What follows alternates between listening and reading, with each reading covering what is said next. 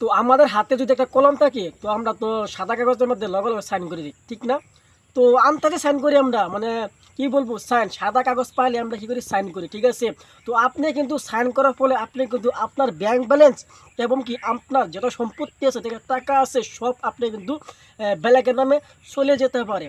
তো ভিডিওটা সম্পূর্ণ দেখলে আপনারা বুঝতে পারবেন আমি কথাটি যুক্তিসম্পূর্ণ আপনাদেরকে আমি বুঝিয়ে দিব।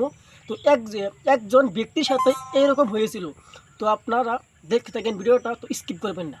তো যেমন ধরেন, যদি একটা সাদা কাগজে যদি সাইন করেন, তো সেই সাদা কাগজে তো কিছুই লেখা থাকে না। তো ধরেন একজন দুষ্ট চক্র বলতে পারেন, একজন খারাপ লোকে যদি আপনি সাইন করার উপরে দিয়ে কিছু যদি বাক্য লিখে নেয় যে আপনার যত সয় সম্পত্তি আছে আমি ওনার নামে লিখে দিলাম, তো সাইনটা তো আপনার আছেই না, বুঝতে পারছেন? সাইনটা তো আপনার আছেই। তো সাইনটাতে কী করবে, আপনার যা সম্পত্তি আছে, যা টাকা পয়সা আছে, মানে অনেক কিছু আপনার চলে যেতে পারে একটা সাইনের মাধ্যমে।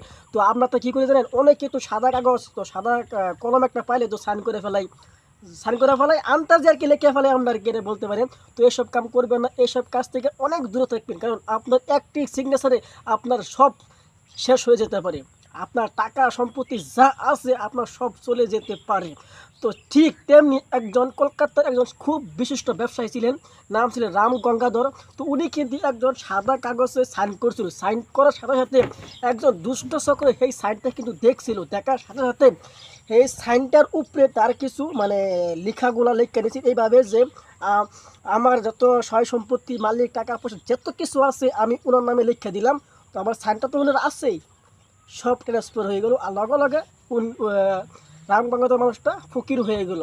সেইটাই তো আপনাদেরকে আমি এই ভিডিওর মাধ্যমে এটাই মেসেজ দিতে চাইতেছি যে আপনাদেরকে, তো আপনারা কখনো কোনো জায়গায় সাদা কাগজে সাইন করবেন না, ঠিক আছে? তো আজকের ভিডিও ছিল এই। তো ভিডিওটি অবশ্যই ভালো লাগলে লাইক, কমেন্ট, শেয়ার, আর যারা যারা ফেসবুক থেকে দেখতেছেন তারা প্লিজ ফলো করে দিবেন, যারা যারা আমার ইউটিউব থেকে দেখতেছেন প্লিজ সাবস্ক্রাইব করে দিবেন। তবে দেখা হবে পরবর্তী ভিডিওতে আবার নতুন কিছু নিয়ে।